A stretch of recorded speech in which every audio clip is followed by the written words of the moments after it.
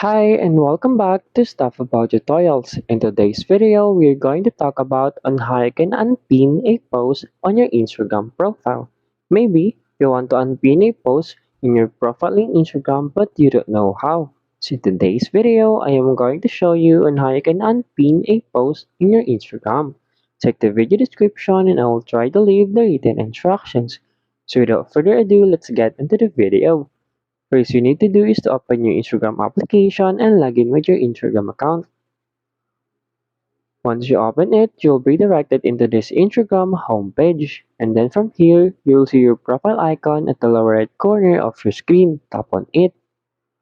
And then you'll be directed into your Instagram profile.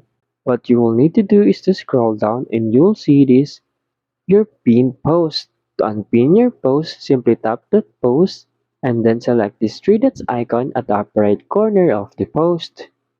And then in here, you'll see the option Unpin from Profile. Simply tap on this Unpin from Profile.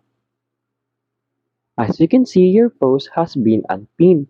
If you check it in your profile, here there is no pin icon.